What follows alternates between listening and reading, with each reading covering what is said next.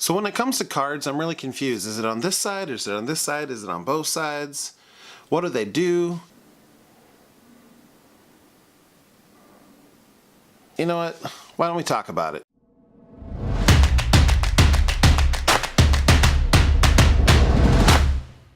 YouTube land, what is going on? Dan here with another video in the study group series, and today we're going to talk about the cards. What are cards exactly? Well, those are the information tabs up in the screen that you see in YouTube videos, and YouTubers use them to give you links to other things they want you to get your interest in.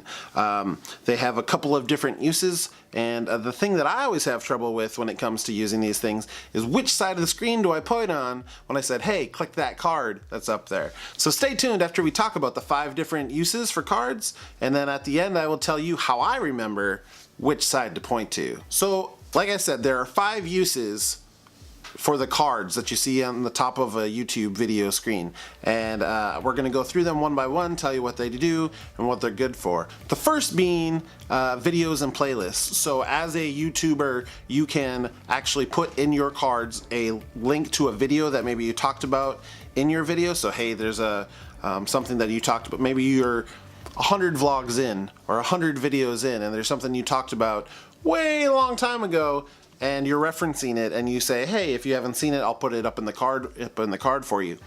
So that's one use. The second use is actually to promote another channel, and that channel card is used for me personally if you use it to point to a channel for someone that you've collabed with, or someone who maybe you're doing a reaction video to, or anything where you're saying, hey, there's this other person or this other channel on YouTube, you should check that out. The third link that you can use is for donations, and that is if you would like to link to a charitable donation. Maybe you're using your video for the ALS challenge where they dumped ice bucket on your head, or the lemons for leukemia, or any of those other things. You can use the donation card to link to a website where people can donate money if they so choose. The fourth use is used if you would like to put out a poll to your subscription audience or to the people that are viewing your information. Say, for example, you're saying, hey, would you like to see more vlogs or more tutorials or more, unboxing videos? You can put all of that stuff into a poll and have your audience vote on it, and then you can collect some real data on what people might want to see on your channel. Number 5 is links. And links can only be used by verified YouTube partners, which means you've gone through the process of verifying your account, and eventually you're hoping to be able to monetize your account and do all of those type of things where they can show ads and things like that. But links can be anything that link to, like, say, if I had a photography page, which I'm working on, at some point in time I would want a link to that.